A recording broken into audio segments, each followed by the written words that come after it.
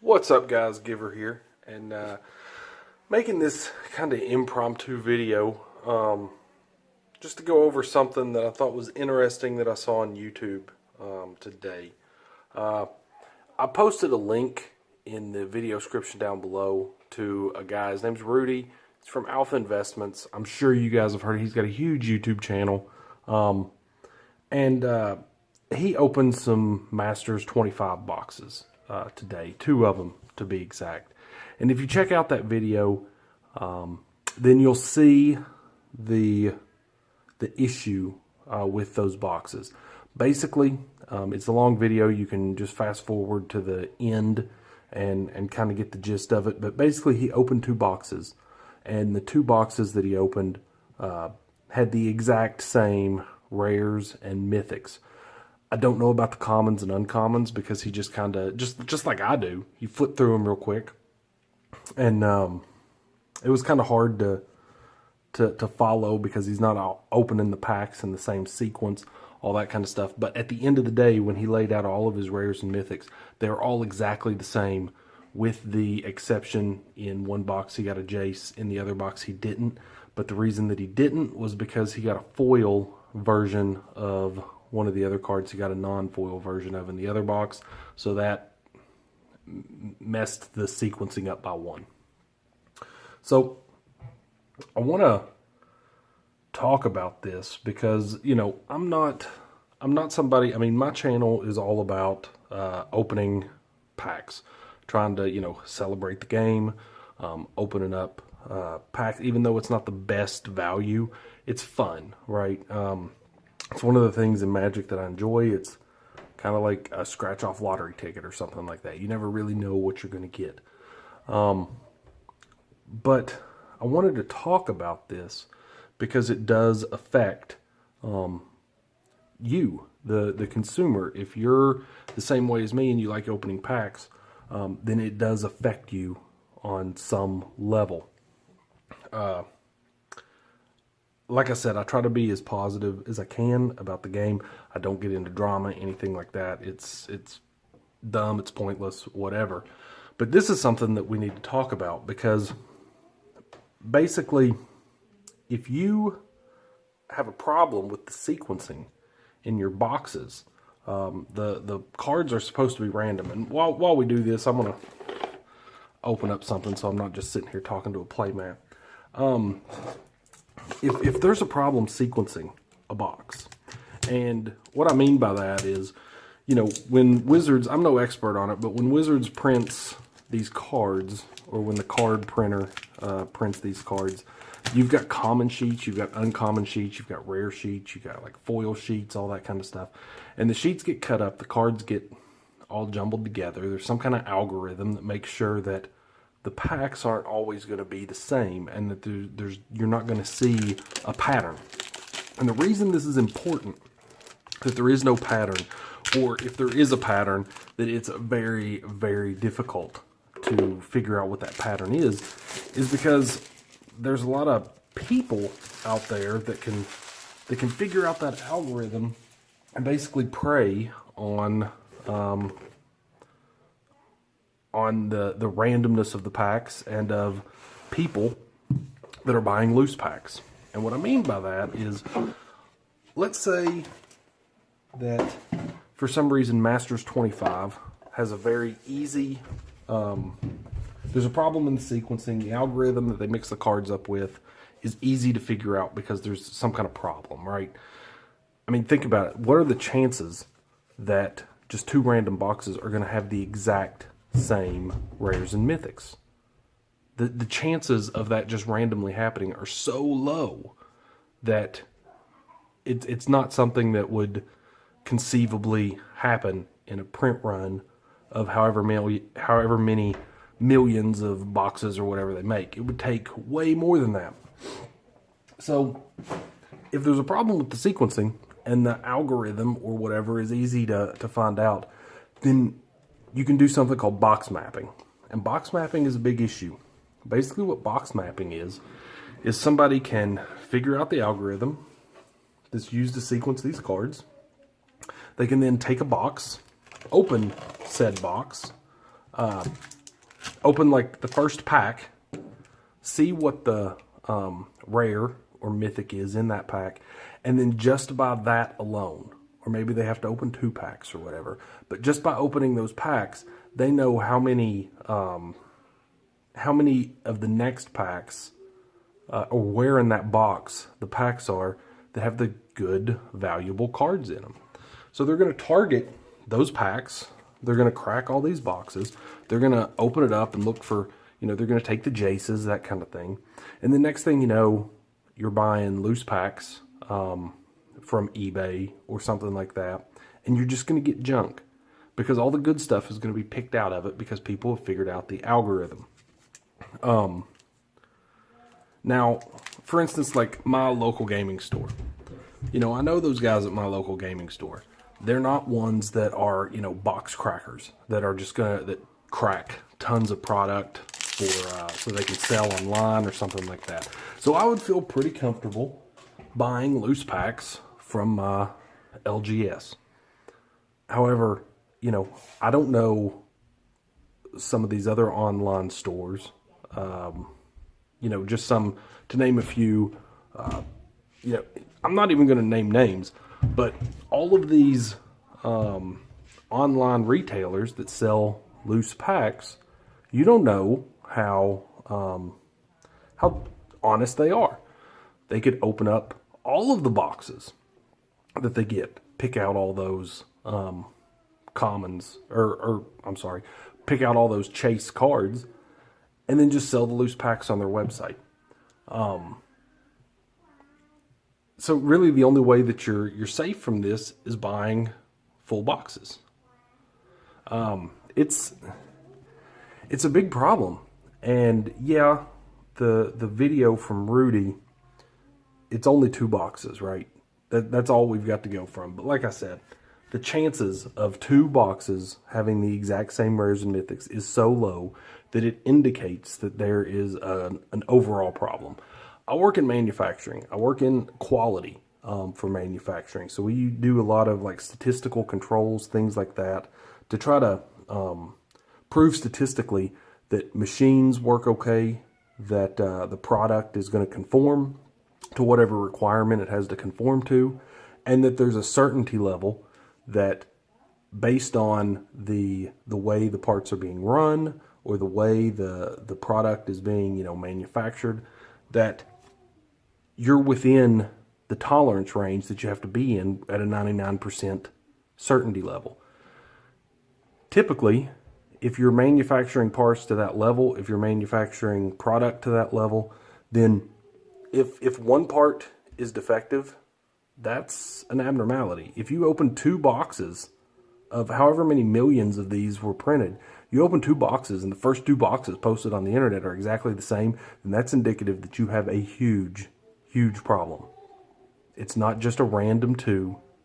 Things don't work out like that. Things aren't just perfectly random. It's a big problem. And the overall problem is that they print these things ahead of time. So it's not like they can go and say, oops, we just found out about that. Thanks for posting that video, Rudy. We'll fix it. No, the boxes are already printed. They're already at distributors. You're sunk. So the warning is, don't... Hey, there's Fear Harvester. That's playable. So the takeaway from all of this is be very leery on buying loose packs of M25. It's an expensive set, and not everybody can fork over the $200 and some or however much it is to buy whole boxes. So a lot of people are going to be buying. A lot of people are just going to be buying loose packs. I mean, at $10 a pop, it's something that's going to happen. You're going to buy a pack here. You're going to buy a pack there. There's no way for you to know whether that box that pack came out of had been searched.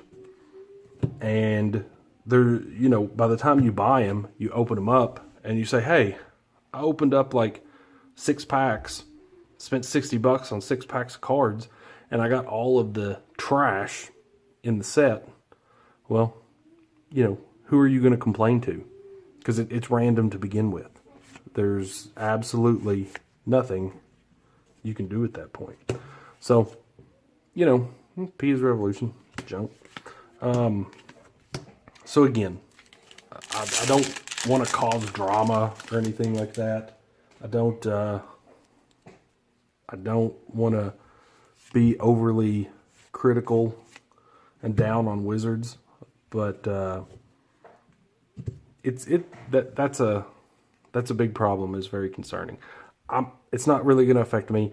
I buy my Masters boxes, or I buy my Masters sets by the box to begin with. Release the Gremlins. There we go. Yay, we're junk. By the box, so yeah, I'm pretty much immune to it. But don't buy loose packs. That's all I can say. That would be my warning. Do not, under any circumstances, buy loose packs of M25. So yeah, that's really all I have to say about that. It sucks. Hey, Paradox Engine. That's actually a pretty good one. It's worth a little bit. And we got a foil Daredevil Dragster. So anyway, you know, it would kind of stink, because I plan on buying 2 boxes of Masters 25, opening on the channel. It would really stink if you bought 2 boxes and both of them were similarly packed like the one that Rudy got. Now, Rudy's boxes were actually pretty damn good. You know, he pulled a Jace in one, so his one different card was the most expensive card in the set. It's like $100 and some card, but he pulled some really good stuff and he doubled up on it, so he did pretty well. But for every person that opens 2 boxes and gets the exact same product and do pretty well, you've got the other guy who opened 2 of the exact same boxes and did really bad. Because there's, you know, if you guys have seen the set release or the set review or whatever of M25, there's some really high dollar mythics and rares, and man, there's some really junky mythics and rares that I would be pretty mad if I pulled. So anyway, that's all we got. Get us Peace Walker Colossus and a foil common Hinterland Drake. So yeah, I'd be interested to know what you guys think in the comments. It really sucks because, like I said, I enjoy opening packs. I enjoy the game. I'm a pretty positive person about the game overall.